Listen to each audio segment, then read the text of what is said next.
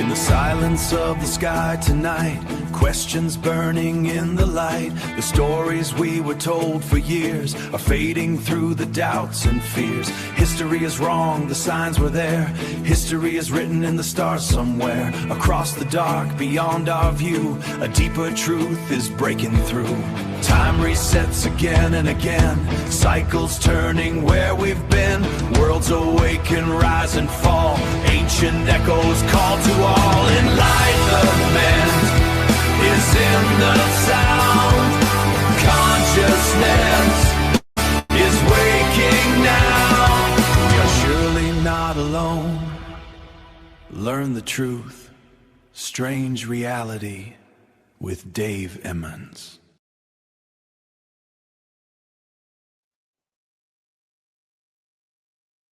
Hi, this is Dave Emmons, and welcome to the show. And we have a good one today. I got a buddy here that's been with me for a while, and he actually kind of helps me out and keeps me straight.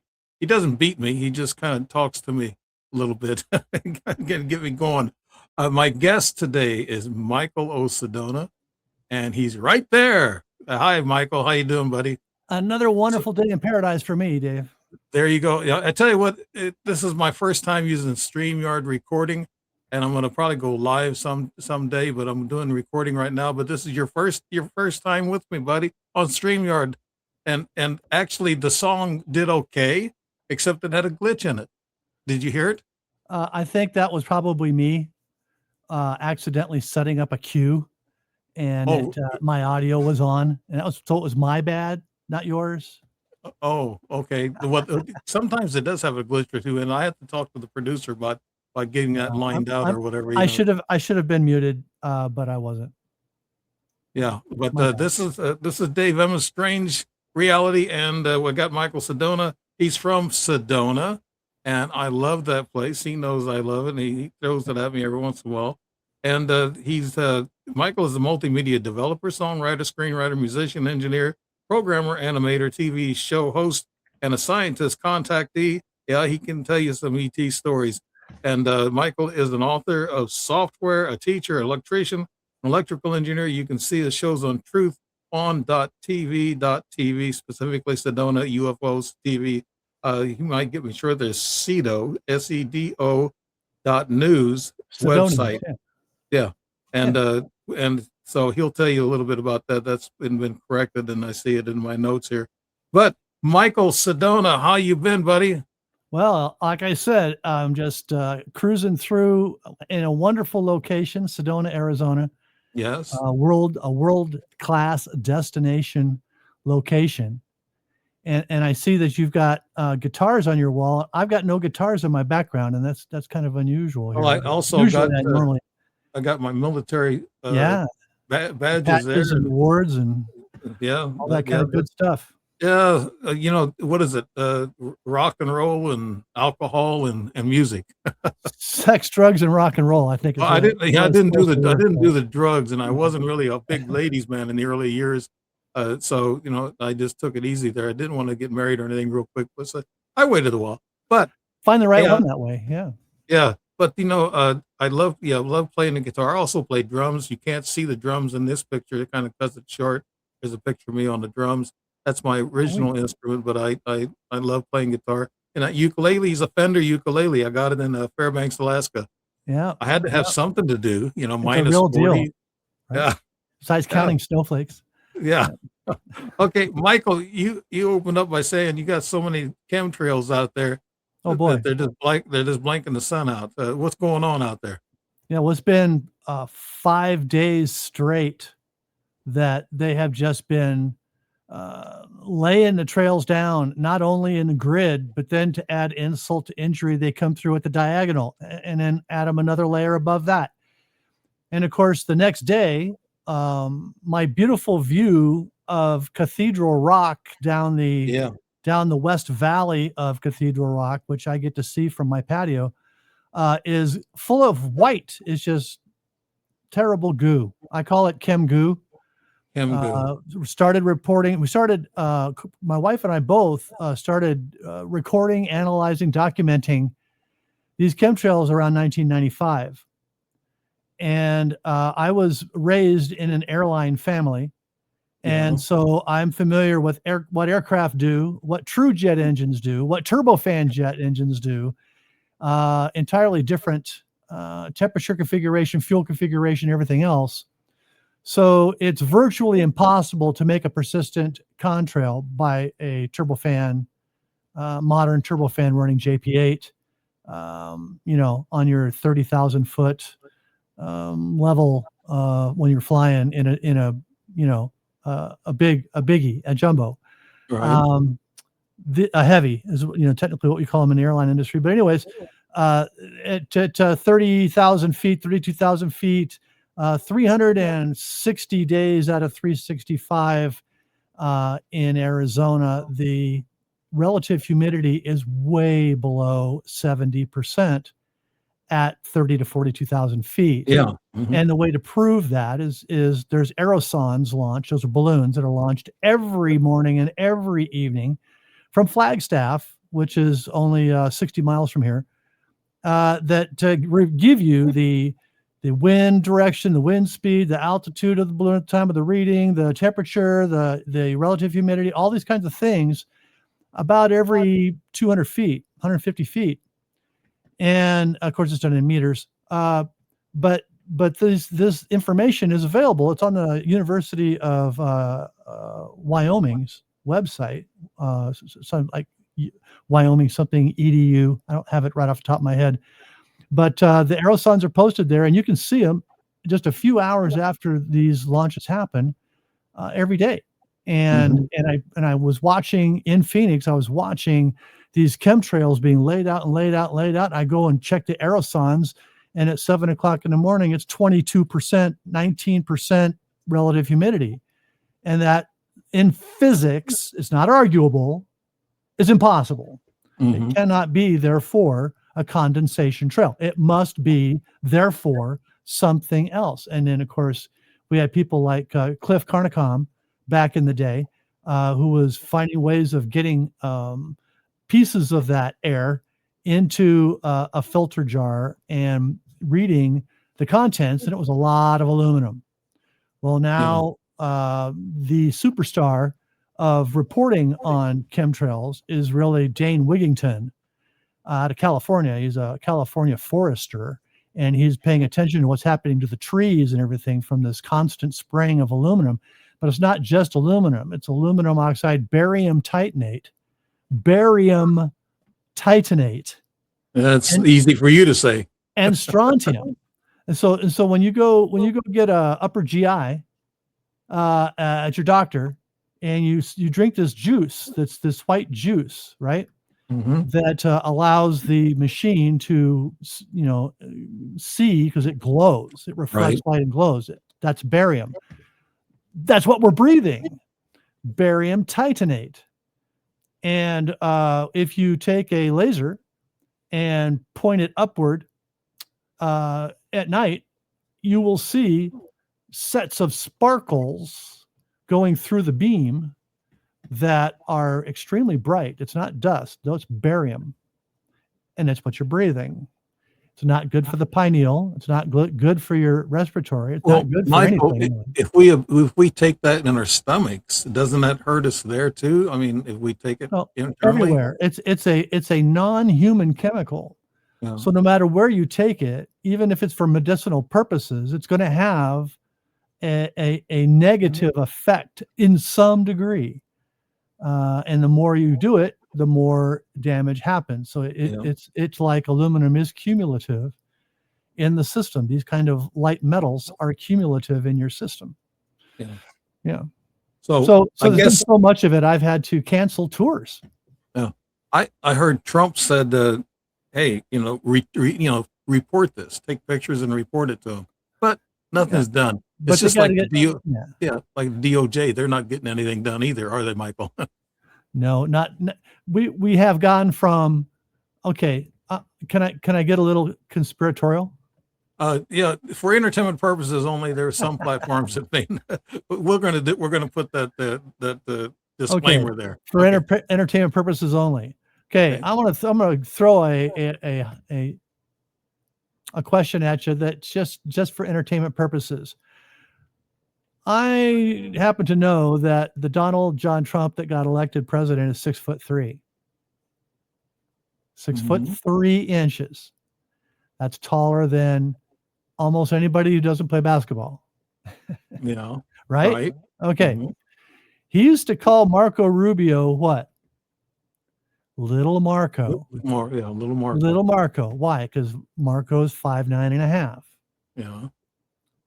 Why is it when they stand side by side now, they're both the same height? I And we're only haven't. talking 6 years later, Well, I haven't not noticed. 40 years where people's bones change. 6 years later, why is it they're both about the same height now? Well, when you get older, you shrivel up, Michael. Not yeah, I've heard that excuse.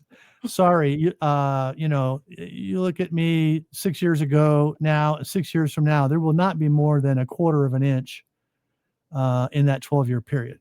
It's Well, not. if you got a bad back and your forehead scrapes the sidewalk. Yeah, if you all of a sudden have developed an S curve, a scoliosis, Yeah. a lordosis, something that's really making it no longer a straight line, like what's her judge? Yeah. Judge Judy, was that what you're? No. Help me out. The judge, 3 initials that they called her by her 3 initials all of a sudden because she'd been there so long. Anyways, Oh, Ruth Bader Ginsburg. Thank you. yeah. Okay. That's my external hard drive called Carla that helped me out on that. So Ruth Bader Ginsburg, her body was really curved up. Her cervical spine, her thoracic spine, very curved up. And then all of a sudden she comes out of the hospital and she's miraculously straight after some lung issue that she had during the COVID period. So all of a sudden she comes out of the hospital and she's straight. What? No, So it's not possible. It's a different person. So what's doing it? Saying. It's a different person. A cloning person or a double I or don't know, whatever. if it was a clone, he'd be 6'3". Oh, He's not a clone. He doesn't look exactly alike. He doesn't sound exactly alike. His facial mannerisms are not alike. His banter, his free-form banter is not alike. And the things that he's doing are not the things that he promised to do when the first time he did the things he promised to do, unless he was stopped, of course, by Congress or something. But he was always on the same path. All of a sudden now he's not on the same path. And I was for 90% of what our president did up until a year ago or a little less than a year ago. And then all of a sudden there's a 5'10" Trump out there instead of a 6'3" Trump. Now, once in a while he'll make an appearance, the 6'3" one, once in a while, but he's not the one that you usually see on TV. wow. So I am curious, watchers, listeners. Yeah. Next time that you see Pete Hegseth, who's 6'1", and JD Vance, who's 6'2", and Marco Rubio, who's just under 5'10", and Donald Trump, who's supposed to be 6'3", square those heads up when they're all sitting down, or when they're standing next to each other on the podium, taking turns talking. Just check it out for yourself. Physics doesn't lie. There's so many people saying that there's clones, like in Hollywood. There's doubles in Hollywood, and you see some of them pass out on stage, and there's got to be something to all this. I don't know. They're saying that there's an underground factory that makes doubles or clones. There are several clone factories in the world, and one of them was found in Alaska, but that's another story. Go ahead. Yeah. So how do they make them though, Michael? I mean, are they processing cellular reproduction? So as long as you've got one egg from a female, you can clone a female. You have to have the X and the Y to clone a male. So it's easier to clone a female. I've always said that it was Eve that was made first, not Adam. It's easier to make. I'm about to say a joke. It's easier to make a female. What? Boom. Okay, I just got hit by 3,000 watchers. Yeah. What I mean is, to manufacture from a cell, it's easier to make a female than it is to make a male. I didn't know that. That's good information, Michael. Yeah. Let's move on to another topic. I know you've been watching this. You got your own little TV station and you do some news shows, and I know this has probably been on your agenda. Uh, there's people missing. There's a general who he was missing 2 months ago or whatever. There was a scientist lady last fall that went missing. And there's a list of 10 or 12 other people who work with the UAPs or UFOs, and some of them are coming up missing. Why do you think, Michael? That was the lead story on this week's Sedona News. Yeah, That I posted Sunday. Yeah.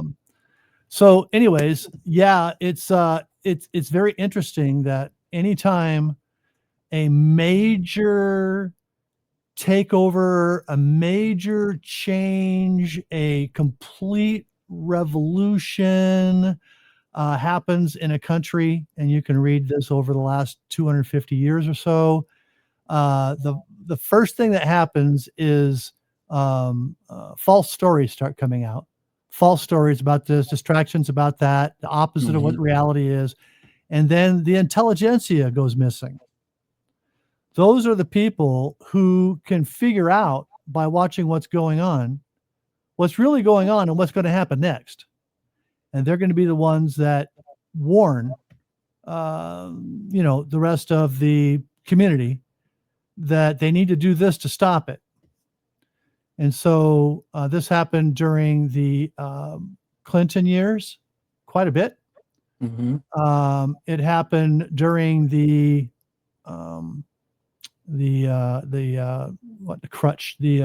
hearings on communism and stuff. Certain people were saying, well, no, it's not communism, it's really this, and they're gone.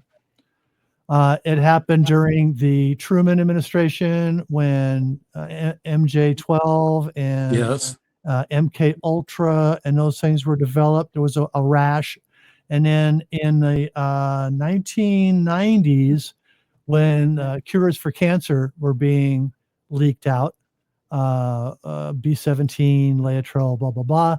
And now, ivermectin, the fact that cancer is caused by parasites and blah, blah, all this stuff as it's coming out, these people who are really going out there with a book and movies, or lead scientists in the field, and they're experts to be on TV and stuff, all of a sudden they're gone, or they trip, or they tripped and slipped into a red necktie connected to a doorknob, or, stuff that happens all the time. Yeah. But why are these people that's got this experience, military experience? If you're attached to the military, you got to be really careful. I know I was in the military. I had top secret for a while. I know that you had to keep your mouth shut, and there's certain things you can say and can't say. But apparently these people are starting to speak out, being whistleblowers. And why are they doing this with disclosure? It's supposed to be very close now, from what I hear from the White House. They got the Pentagon and the intelligence agencies working on putting together, a presentation about disclosure. Now, all of a sudden, all these scientists and military people are disappearing. And why would that happen, Michael? Just this close to disclosure? Because the disclosure's not real. Oh, yeah. And that's what they're going to tell us. And they're going to tell you. They're going to tell you what I can't predict what they're going to tell you, because I won't remote view the Pentagon. I know not to do that, because they remote view you back, and it's not a good thing. So I'm not going to speculate on what was actually said, but I am going to say that whatever they tell you is not what's happening. It's not real. Number one, they're not going to give you our latest technologies. Number two, they're not going to tell you that we're interacting with other species. They're just not. And it's for a bigger reason, and I appreciate the reason. And this is why it's difficult when you know that you have to walk a fence, because you can see both sides. In this case, we have been voted out. We, the bulk of planet Earth, save maybe 50,000 people. The other 8 billion, they've been declined the opportunity to have the knowledge, to join high school, all that stuff. High school, by the way, high school is where you're going from planet to planet and hanging out with other species and interacting and things. That's high school. Grade school is when you're going from planet to planet in your own solar system and seeing whatever's going on there. Kindergarten is where the bulk of mankind is, out of any kind of knowledge of what's really going on and being forbidden the knowledge because of number one rule. When the species all meet in a planetary consortium, which is every 15 years or so, there is a decision that's made that says, yes, they get to join high school, or no, they don't. And so far, humans have always been an easy no, because they kill their own species. Humans kill humans. Yeah. Not even born yet, completely innocent humans. Yeah. They kill humans. Well, if they don't respect the life of their own species, what's going to happen when you throw them into a mix with other species? Sorry, Yeah. humanity is not mature enough yet. They haven't reached that level. Yes, there are a few, like probably most of your audience, who are mature enough to realize that the first thing you do when you see an ET is not pull a gun out and shoot it. Now, if it's trying to insert a probe into your wife, then yeah, you shoot it. But we have to realize that humans are not the end all. In fact, they're just barely the beginning all of what's going on. And some of us have been invited and have joined the opportunity to play in high school. And that's your Space Force. There's 17,000 Guardians. Yeah. 17,000 Guardians. We have over 5,000 spacecraft. There's at least 8,000 or 9,000 pilots that are flying the spacecraft that we see every night on the UFO tour. Michael, isn't it easy for somebody to just disappear? Because I'm writing my 5th book and I'm on the 1st chapter, and it's a disappearing people. And the first story I talked about was seeing this guy at the St. Louis Art Museum was looking at the ancient Egyptian exhibition. And we had a guy standing in behind us, and he was kind of weird. He didn't have no name tag, no lanyard or anything like most museum people do. They have these security patches. And he didn't work for the museum. And he was there watching us. I told my brother, and he turned around and said, yeah, that guy is watching us. And then he must have overheard us, and we caught on to him. So he kind of took off. He was kind of about 5'9". He's kind of a dumpy looking guy, maybe in his mid 50s, and he just worked business casual. But he just took off, and we followed him. We went around this glass enclosure, and we went around, we saw where he went, and he was gone. I mean, just disappeared. And that's how they disappear. It's like, beam me up, Scotty, All it has to be is outside of your sight. Yeah. And just they're gone. And this is how people are disappearing. I imagine they just beam down and boom, tractor beam, and they're gone. Is that how you think they're taking them, Michael? The people with knowledge, the people with the occult knowledge that are disappearing are not just disappearing. They're being taken and they're being eliminated. Now, the easiest way to eliminate people is to stick them in a room and remove the air. It takes almost no time at all. And they're done. No mess, no damage. What they did with the airplanes, the 2 airplanes that actually did fly on 9/11, took them into a big hangar, sucked all the air out. People are dead. Hey, easy to dispose of. People are they're just being terminated. I don't want to say they're missing. They're being terminated. Now that guy there who was behind you, you saw him, and then as soon as he got out of your sight, he went out. That could be I'll say time-space traveler. Yeah. A time-space traveler. Next time you see somebody like that, make sure you look at their watch. Yeah. I've had 3 incidents. Matter of fact, I'll have 4 incidents by the time I finish with the 1st chapter. But what I'm thinking is that there's another theory, another guest gave me about these people disappearing, that either these 3-letter alphabet guys are taking them, and then they give them a whole new identity, tell them to keep their mouth shut, and they give them a good job or no job at all and a lot of money, and tell them to go live here, and then this is your new name. They do that all the time, with people. Do you think that could be an avenue to travel there, Michael? Not likely. Uh, Not unless there was such a knowledge in them that the agency found them necessary to keep alive but under control. Usually, you're just an annoyance and you're terminated. You're Clintonized. You're Arkansided. Yeah. Are you're Hillary, right? Yeah, exactly right. That's how, that was a really good example of what used to happen clandestinely now in the open. And they don't care. Yeah, Ron Brown had a hole in him. So what? That's the way they operate. Okay. I heard that there was a lot of UFOs out in Sedona here lately. Did you see any of those, Michael, or did you see what was going on there?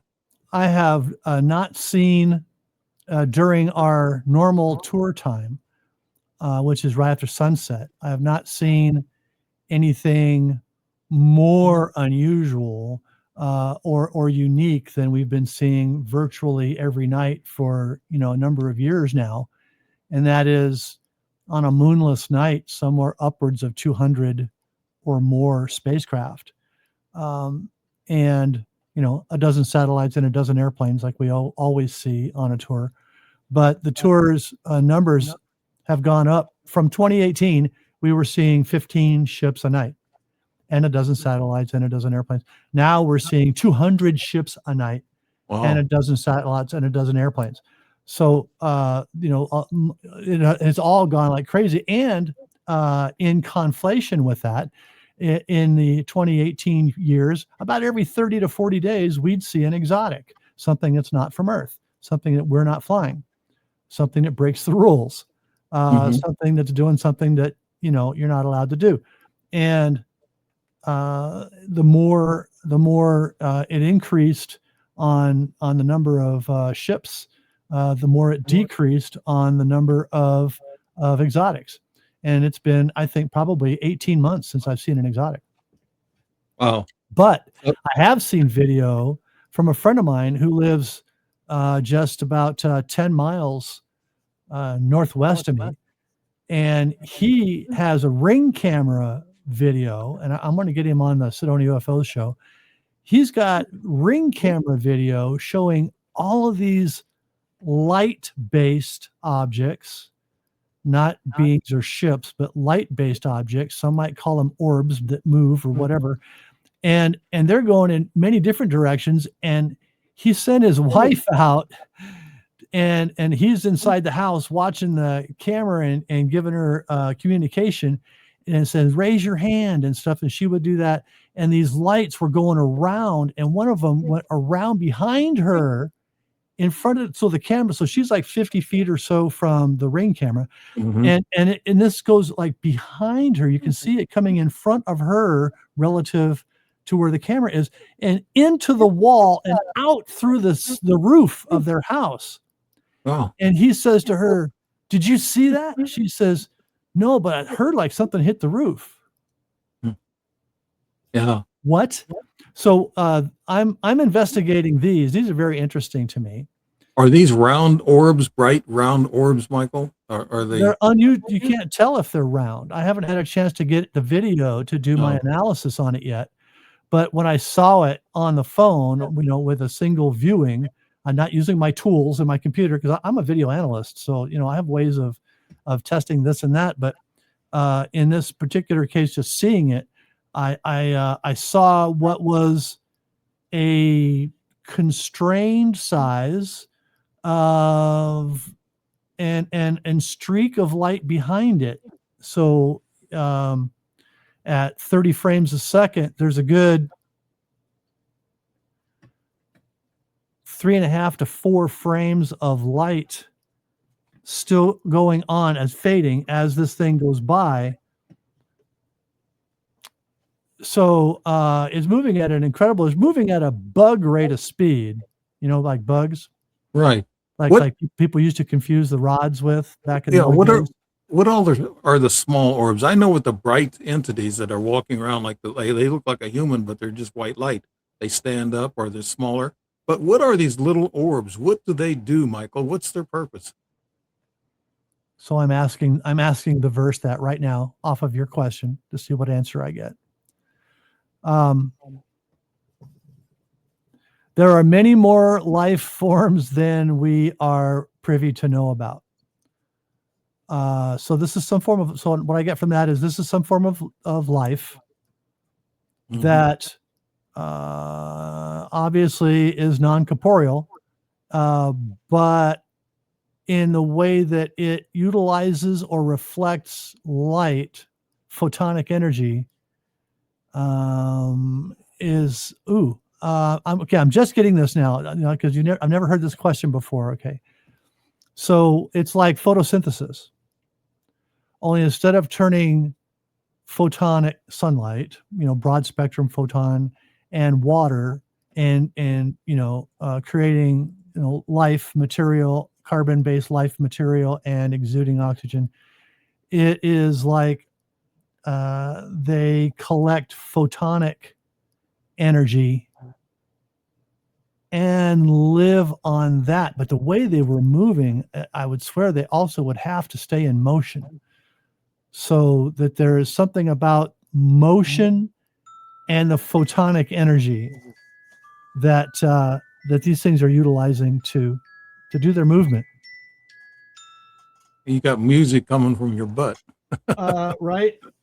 So unfortunately, I can't take that call right now. I'm gonna put this on silent. Yeah. So that's, anyways. What I do. What my meeting with ET in 2001 allows me to do is ask any question on any topic and get the answer. And so that's what I did, because I hadn't heard that question before. And so I asked the question and got the answer in real time. Take it for whatever that's worth. You never know what I'll ask you. I won't ask you anything personal, but Michael, I have a short video, 10 seconds long, and the first 2 seconds is of an entity at the top of my steps. Did I ever send that to you? You just said you're you're I a don't. video forensic guy. Yeah, and I yeah. need somebody like that. Yeah. Well, send it to me. Attach it to an email. It won't attach to an email. Too big. It's over. It's over 30 meg. I think so. It's only 10-second video. 10 seconds. How can it be over 30 meg? I've put it on my email before and I just turned it down. So a file too large. Yours might not be able to send it. Okay. Right. Well, in that case, maybe I can send a Gmail. I'll send a Gmail probably. That's a large. Try that. So, yeah. Try that. Yeah, mine will take up to 30 megabytes as an attachment, and unless you're sending it 4K, which you shouldn't, just convert it to 720p. So as long as it's HD. Oh, it's a trail cam. It's a trail cam, so it's low. Yeah, that's good. That's fine. Yeah. So just send it as an attachment, and then by the time that we talk again, I'll have an analysis for you. Okay. Let's bring up a topic that's strong on your show. You said, you talked about the missing people and chemtrails. What are the other hot topics that you talk about, Michael? Share them with my audience here. Well, this particular week, I had see, I get them all. Each week is confusing unless I read my own notes here. So let me pop that up, because even though I do the show once a week, it's still I get one blurred into another. Okay, so you're not like Trump. You can't talk off script, huh? That's all I do is talk off script, but I got to have my bullet points to remember what I already talked about. Yeah, there you go. I do too. So I mentioned that that there's more damage being done to our side in this war than is reported. And I don't know how far you want to go in that. The Abraham Lincoln was hit, for instance, and it's not being reported in any of our media. That there's more Americans dying than are being reported, and it's important that we keep that in mind if we're going to go to war with someone. Mm-hmm. And I put that in quotes because we're not at war, of course, because there was no congressional order for it. But that said, there's the first casualty in war is what? What's the first casualty in war? The It's truth, Dave. The truth. it's the boots on the ground guy. Yeah. The truth. No, the truth is the first casualty of war. So Okay. what you've been getting is not truth. No, we don't get no truth from the news anyway, Michael, from any of the stations, even the ones that we think are right leaning or left leaning. I Yeah, know the left leaning don't, but the right leaning, they don't, none of them give us the truth. I think they're exactly. told to stop at a certain point because they don't want to get civil unrest going, and which we got a lot of that going So on right look, now. the only way So, that civil unrest happens, Dave, is when it's paid for.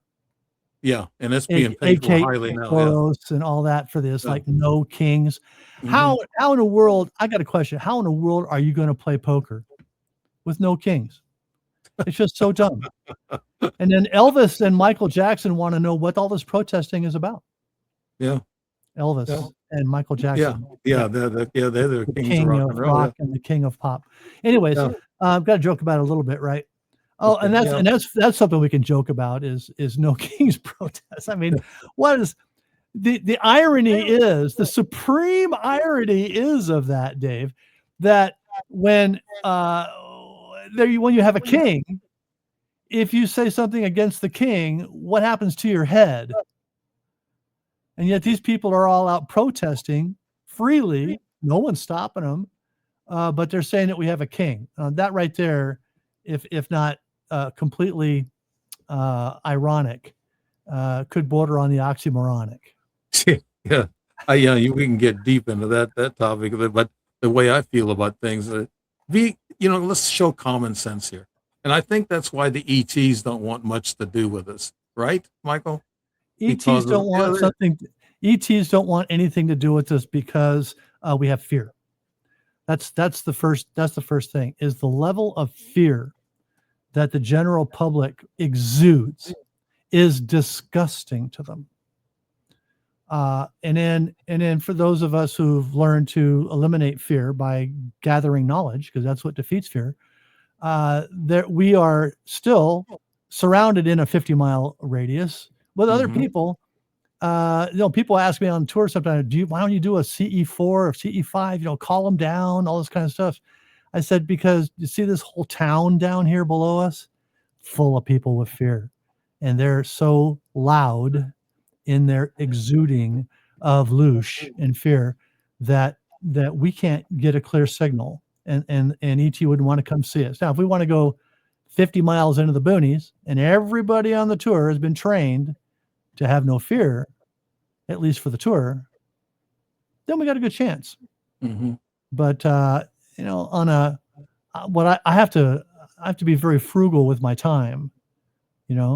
I'm retired, and I don't get Social Security, so I need to, make sure that what I do that's not a waste of money and time, and taking average unwashed, unfettered Joes and trying to train them, and then go out, and Joes and Janes, whatever, and try to train them to have no fear in that. It's like, you can't pay me enough.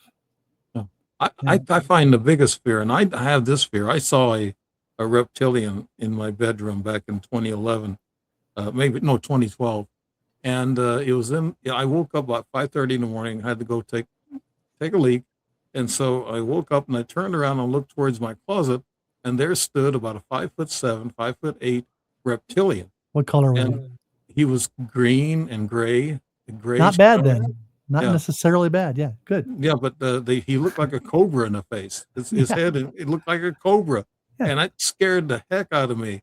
And I jumped out of that bed and I turned around and looked, and it was like a holograph. It just disappeared after about 7 or 8 seconds.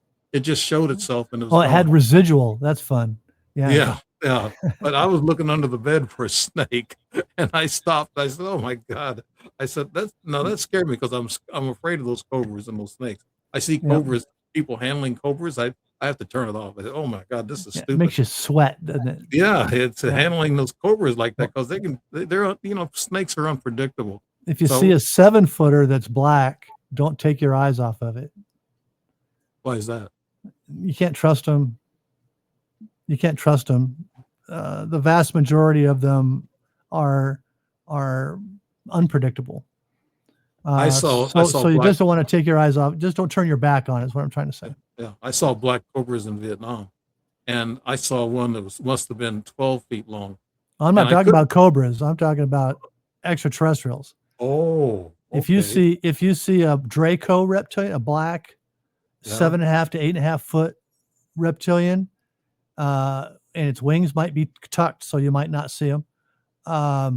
Yeah, those ones you don't, like I said, you don't want to turn your back on. You don't want to necessarily be afraid of, but you don't want to turn your back on it.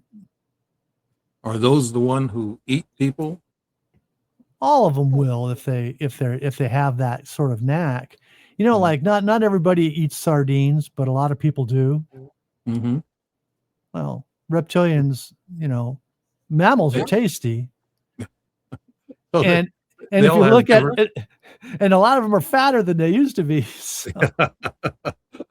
Yeah, I think we could be cattle here. Who knows what they're watching us closely. We have about 4 or 5 of them. Well, there's one group of people on Earth that call us cattle. I'm not going to mention who they are. You can figure that out for yourself. Yeah, I know, but here's what I think about a lot of these ETs that are working with us. That's where we're getting our new weaponry.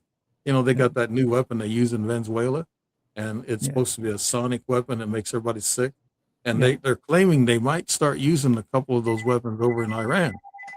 That's what I heard. That's what I heard on TV. That's not the conspiracy or whatever. It's true. They're talking about using those modern weapons over in Iran if they make a landing with boots on the ground. They're going to probably use that weapon. And wouldn't surprise me at all. But here's the thing about that whole story. You're talking about Venezuela, right? I'm talking about. No, not Venezuela. I'm talking about this new one where they're talking about using it. Okay. Iran. Okay. So Iran has had a couple 100,000 missiles. A couple 100,000 missiles. If you had a couple 100,000 missiles and you knew there was enemies all around, if you saw enemy fleets of aircraft carriers that were 3 days out, because aircraft carriers don't move that fast. Mm-hmm. And they're 3 days out and they're headed in your direction, and it's already been on the news that you're going to be attacked. What would you do with your missiles? I would start targeting the enemy. Yeah, exactly. And you take them all out. You do everything. You just wash it out. Especially if you knew the cause, you would take out the cause, right? Mm-hmm. Are you right? I mean, isn't that basic military strategy? If you know that you're going to have your own missiles hit, then you fire them. So why would a country, according to the news, not fire anything but maybe one missile or 2 missiles and just wait for a complete destruction? Well, I heard that they were hitting those missile sites in Iran early on, Israel and also U.S. combined, at a distance, of course, from their bases they have in Yemen and Saudi Arabia. So they're hitting them there and knocking out those missiles. And really? But with all that warning, with all in Russia giving targeting and radar information to Iran, and they just were completely surprised because subsonic missiles came in and targeted their radars. U.S. always hits radar first, so their radars and then their missile launchers, which just happened to be sitting on the ground. I would have inflatable missile launchers all over the place if I were doing that kind of thing. Like they did in World War II. Indeed, with the inflatable tanks and stuff. Yeah. I would have inflatable launchers all over the place. I would have so many that you wouldn't know which ones are real. Well, and the odds of you hitting a real one would be like 1 in 20. Michael, the Iranians, though, what they do, they are experts at holding off talks. They keep promising and they lie all the time. That's their strategy. They just keep holding and holding and I holding. think you misspelled CIA. Oh, okay. Okay, Michael, tell me about that. Well, I mean, everything you just described is what the CIA does. So, Oh, I that's see. Yeah. that's why I said I think you misspelled CIA. Okay. But Anyways, yeah. yeah. So why So why every do you, side does that, Dave. yeah, so why do you think there's been a lot of people talking about why did we invade Iran? And what they said Because there's more. false information was given to the United States from, say, Israel, that certain things had to be done right now or else. There was no need. There was no rush. There was no thing about to happen. If there was something about to happen, then certainly as soon as 3 aircraft carrier groups left the American coast, they would have in a day set, launched, and fired and attacked and hit the primary problem in the region with a lot of force. Yeah. Yeah. Okay, now that we So obviously know. we're not being told the truth about it all, are we? Yeah. Okay, here's another thing though, Michael, and I've been hearing a lot of this, that the politicians and the president, they don't make the shots. They don't call the shots in the world. There's a higher up group, elites, and also the ETs that are running this world. And the ETs, I think, like to have us in the war because it benefits some of the species of ETs. Now, this is what I've been hearing, the UFO talk, and scientists who get involved in this say, the president doesn't make the call. There's people that are walking in his office and this is what you're going to do, and that's what they did to I think it was Nixon or Bush, yeah, Bush Jr. They walked into his office, 2 guys well dressed, and they said, "We're going to tell you what you're going to do," and they said, "Who are you?" And they had this information, this identification, in which Bush knew that, okay, this could be a story. I'm not saying it's real, but this is what I've been hearing, that they go in and they tell these leaders, well, you're not going to step out of bounds.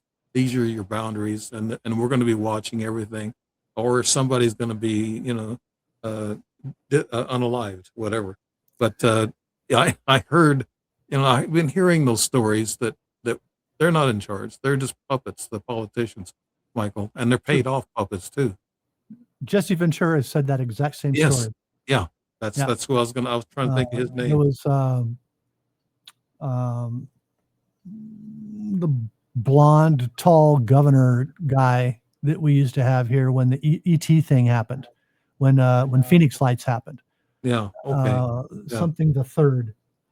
I remember. J. Fife Symington the third. Yeah, Simon. That's it. He also reported the story of when he went into office, he was met with a meeting and told that this is, it's going to go the way we tell you, not whatever way you think it's going to go.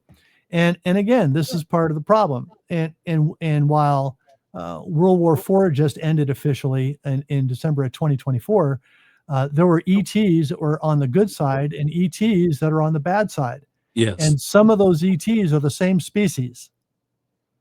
So it's not like, all the ETs want us dead. That's not the way it is at all.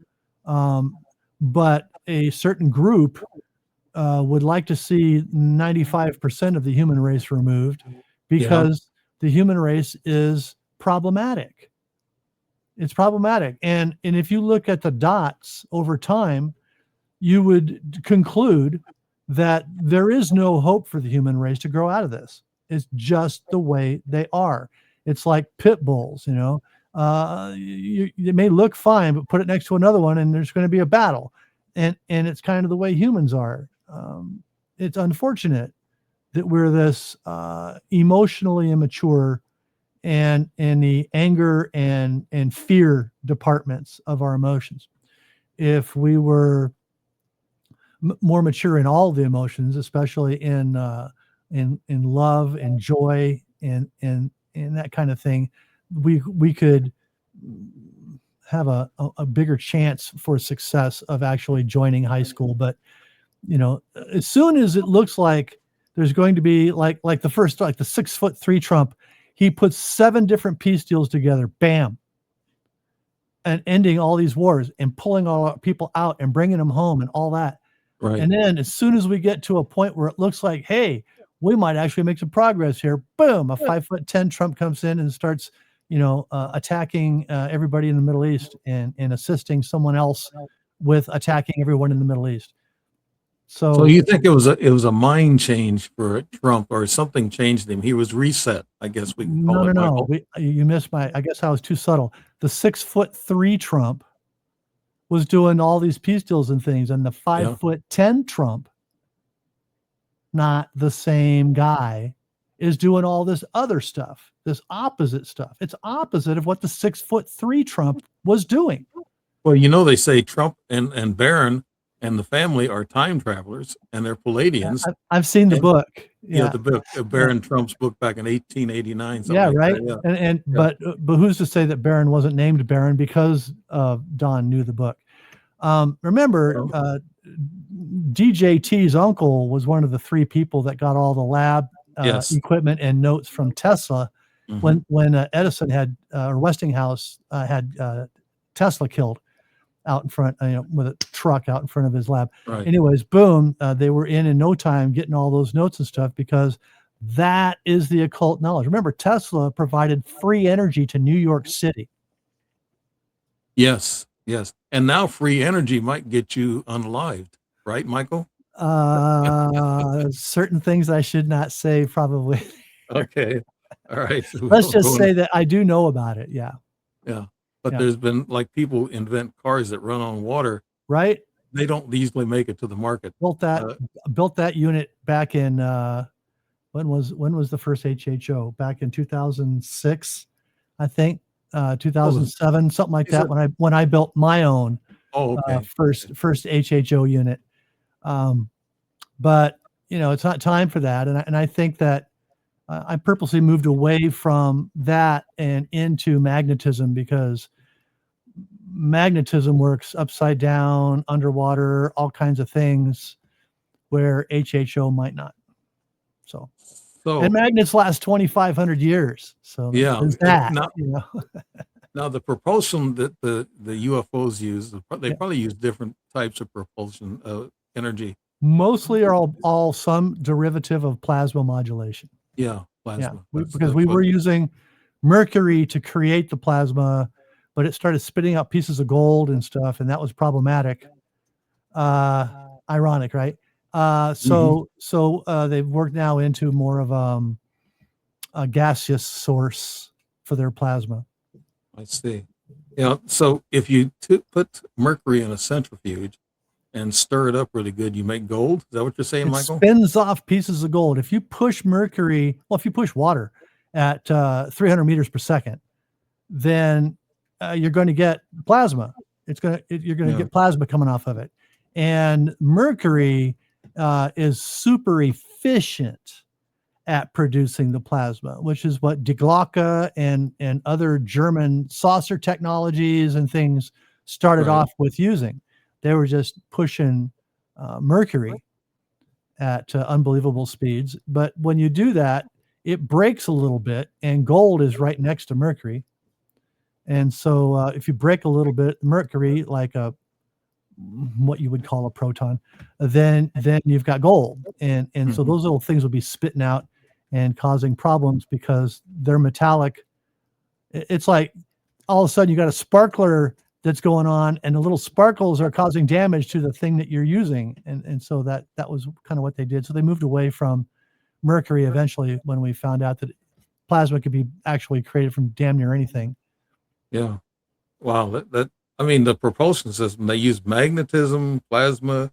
Is there any other form of energy that you think that maybe UAPs, UFOs use, Michael? Well, yeah, I can tell you what 3i Atlas used. Okay. Before we damaged it. I was going to ask you about 3i Atlas. Give me an update after you talk about it. Okay. So 3i Atlas is apparently running on an isotope of CO2 using carbon-14, oxygen-10, and oxygen-10 instead of our native vast majority carbon here on Earth is carbon-12, with oxygen is 8, Mhm. right? So if you have a C14 O10 O10, then you've got 6 neutrons to use in your energy conversion, and you spit out what? CO2, Yeah. the CO2 that we have here. So that's we found out that that's what was going on when we injured their ship, when our Space Force determined that they had a negative mission regarding Earth, and so they got turned away by our Space Force with Really? weapons. Yeah. So And so weapons that turned them actually. around, and now they're heading back towards outwards past. They're in about asteroid belt So, distance and heading out past Jupiter. so we do have a secret space force, and that Oh yeah, space force is more high tech than what we think, and they travel to the moon and Mars and everything else. Is that local right, stars, Michael? buddy. Locals. Local We're stars. actually going to local stars. Our um, big 2 ships, our big 2 battle cruisers / Death Star, is the TR-3E series, which is 300 feet per side, black, like 50 some feet tall. Yeah. That is capable of 100 C, 100 times the speed of light, 100 C, Wow. when you calculate D over T. Now, you're futzing with the D and the T when you bend and do a torsion field, the time space that's in front of your craft. And that's what they're doing. They're twisting and bending the torsion into a torsion shape, the time space in front of the craft. So the D is less, and the T is super less, and so it works out into a faster than light equation, even though the ship itself is not going faster than 186,000 or 300,000 meters per second. Right. Yeah, Wow. That's going the faster than the speed of light. by 100 Did, times, Dave. yeah. Didn't Einstein or something say we couldn't do that? But They we said they're aren't limited. doing it. We're getting the effective speed of it without doing it by cheating. It's like if you could take the mile racetrack and squish it and then go that far and then unsquish it, then you would effectively be down to the end of the racetrack without traveling down the whole racetrack. So it wouldn't take you as long, right? Mhm. Okay. So that's effectively what they're doing. And that makes our both our new what we call a ball, which is a 1,000-foot diameter sphere, Right. the latest ship that was added in March of 2023 that we know about, that we know of. That is, we don't know a lot about it, but we know it's there because we started seeing it in March of 2023, and we're out every night doing tours. And so that ship and the TR-3E are capable of 100 times the speed of light effective speed. Mhm. Wow. Hey, if you're flying over the ground in an airplane, right? And your airplane is doing 300 miles an hour, but you've got a tailwind of 400 miles an hour, then what's your effective speed? 700. But you're really only doing what with your airplane? 300. Okay. Same thing, only bigger numbers Um, in time space. So instead of a and tailwind, you're twisting that space up, and then you're jumping across and then untwisting. I see. It's like the craft leaps just like they move around. They can go like this and move all over the They'll place they'll real they'll, quick. they'll fade out in a beam. Yeah. Yeah. But Oh, you're not that's supposed to see that because you're not supposed to do that in our orbit. That's only Mhm. supposed to be done well outside of planetary orbits. Right. And another thing too, they claim that our military and other militaries have shot down UFOs. Is that possible, Michael? Can we shoot them down? We saw a ship shoot down either another ship or a satellite on the tour. 25 people total altogether using goggles, night vision. We saw a craft come this way and a craft come this way. And when they got just a little bit diagonal apart, the one craft shot a beam weapon, not a projectile, a beam weapon for a half a second. and the other thing blew into 3 pieces that rained down like a shooting star in slow motion for 1.5 seconds before it burnt out to our eyes.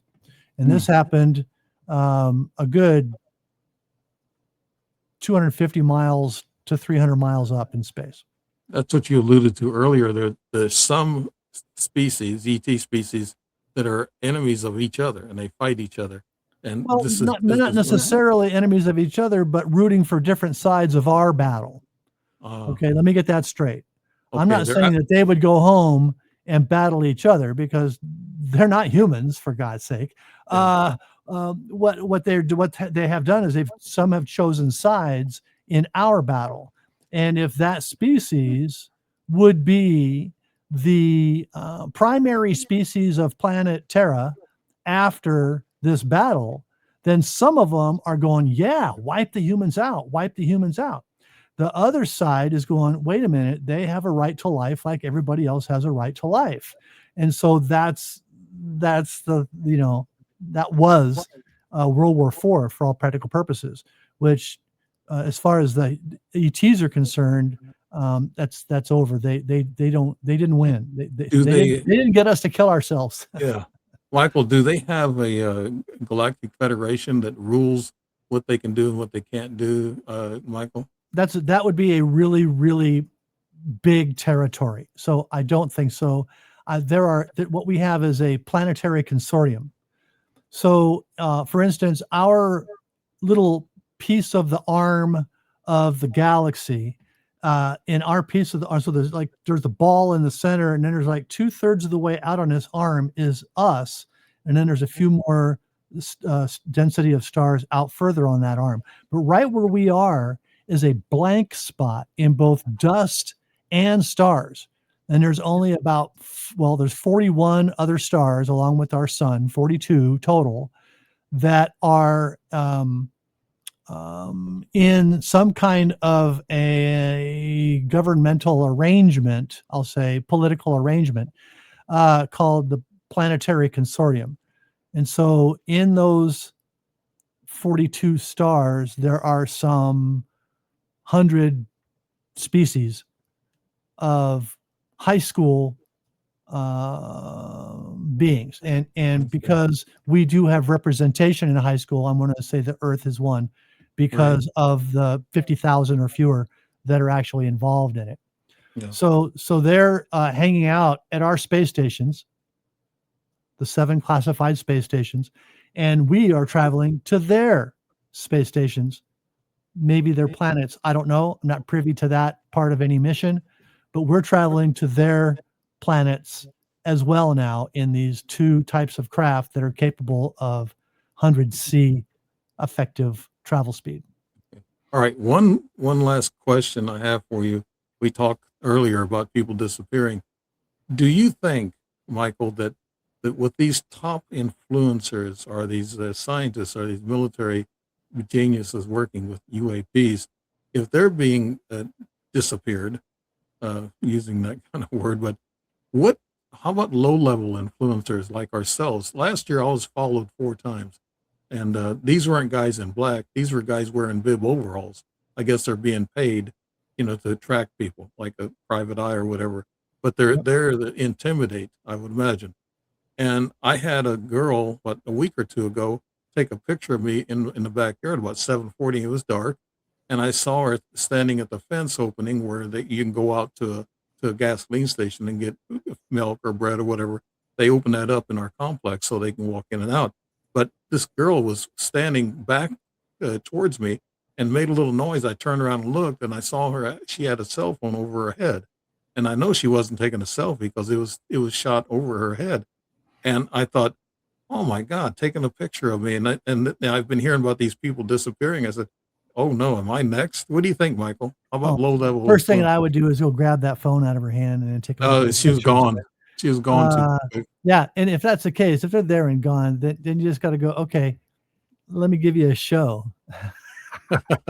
Oh, you want to see something? I'll show you something. That's the way that I work. It's like, when but there's no time. CIA threatened us about chemtrails. The first thing I did is contact TV news, make websites, make T-shirts, make everything as public as possible. So if you're talking about, see, but you just have other people that talk about things on. I mean, how much? Well, you Yeah, see, yeah, you yeah. I use, talk. I'm a guest on some shows. I was just a guest last week on a show, and I well, talked about my experiences. Yeah, maybe you should be a guest on my show. yeah. We should, I can. I can do we that. should have you pull up again. We'll do it again. Another set of the Oriental lady looking, Yeah, kind of Japanese. thing, and all that. So so that we can get other people. And the biggest reason for doing this is to get other people who have noticed that there's maybe that was something, and then they blow it off, Yeah. to actually rethink, put the dots in place, and realize that, hey, maybe if it's real for him, maybe it's real for me too. Hmm. Because the more that we bring this out and disclose it, the less likely that anybody's going to get hurt, Dave. Yeah, I've written 4 books, and actually my 4th book that I wrote a year ago never did get proper marketing. Now I got a team of people who picked my book out, and they want to sell it to Barnes and Noble. They're preparing it now, and if it gets sold to Barnes and Noble, it's going to go to 600 different shops. It's going to be on store shelves, so that's a But good thing. will it be edited? Edited? No, they're not going to edit the book. It's going to go as is, and they like it, and so it's excellent. going to go as is. So and also I'm working on a short story book right now. Well, And this I could talk also about be because of the disclosure, the wave of disclosure stuff. yeah. So it's starting to get more public, and so they can't hide Well, this is a everything sci-fi. again. This is a sci-fi book. My first sci-fi. That was my 4th book. It was a Is it sci-fi. really sci-fi, or is it reality disguised as It's sci-fi? well, actually, they put these people from Barnes and Noble in store placement department. They actually wrote a review, and they said it was a culmination of my actual ET experiences, my battlefield experiences, and of course my love life experiences. And with the divorces, you learn a lot through a divorce. So More than you ever wanted to know. that's right. But no, Michael, in closing, what do you got to tell everybody about what's going on in our world, and how does ETs have anything to do with it? And what's your ideas of what's going to happen in the future, Michael? Well, I'm concerned about people who are in the stock market and stuff, because I think that since it is all a Ponzi scheme, it's going to be coming down, and people are going to really lose a lot of wealth. Same thing with crypto. It's going to lose because when it goes, it's going to go all at once. Boom, gone. Yeah. Yesterday you had numbers. Today you got nothing. So I would really advise people to get real assets that you can put your hands on in 30 seconds, 2 minutes tops. Because if you can't, then you don't have them. They're not assets. Right. That's it. And then secondly, with the chemtrails and the poisoning of everything and all that, what I learned in conquering cancer is that you need to pay attention to the food that you're eating, not only the content, but the energy that was used in the not only growing of the food, but the people who prepare it and all that kind of stuff. And then clean water, clean air, as much as you can do. I appreciate it isn't going to be perfect, but as much as you can do, this is the prime commodities of the near future, because we're poisoning ourselves. Maybe it's in the cause of self-defense or whatever, but we're poisoning ourselves. And I'm really concerned about that, Dave. Yeah. You know what I heard? I had a lady who used and she was talking about dandelion. Dandelion is supposed to be good for you. It's supposed to cure cancer. When I was a kid, we used to eat the greens. Yeah. We were Dandelion poor. greens. We were poor, and there was 11 kids in the family, so we'd go out and pick dandelions. But now you can't pick them out of your yard because they could have fertilizer or actually weed killer on them. So you don't want that either. You don't want to be, taking in glyphosate. Yeah, you want to pick it out. You want to make the dandelions out of the woods. Michael, tell us where we can find you and what people can see from the internet from you. You bet. Well, if you want to keep up to date, my new show is weekly, every Sunday by usually 1 p.m. I've posted it. It's called Sado News, Sado dot news, Yeah. Sado News, because I'm Michael O. Sedona and I live in Sedona, so it's called Sado News. Why shouldn't it? Sado.news. It's free. You can go there and watch each week. It's replaced each week. If you want to see more episodes, if you want to see what I was saying 2-3 years ago and how it's all come true, then you can subscribe to truthontv.tv. Truthontv.tv. It's $49 a year. No commercials on my channel. 220 hours of documentaries that are banned on YouTube, Facebook, and Instagram. I'm also on Rumble. You can find me on Rumble. Truth on TV is the main thing, but Sedona News and Sedona UFOs are my two shows that are on there. Not that I want to plug Rumble because they censor people, but even though they say they don't, one thing about Truth on TV, man, there's no censorship. Yeah. What I was going to say is on StreamYard, that's what I'm using now. This is the first time I use StreamYard, and people who used to me, they're used to me using Zoom. And to me, that doesn't give me enough, platitude to reach out and do videos or theme songs or anything like that. So that's why I'm using StreamYard. But actually, with StreamYard, my narrative will be shorter. So that's why I want people to tell what how they can get a hold of you and what your websites are on the air. So that way I don't have to do a big narrative, because StreamYard, you don't get a big narrative.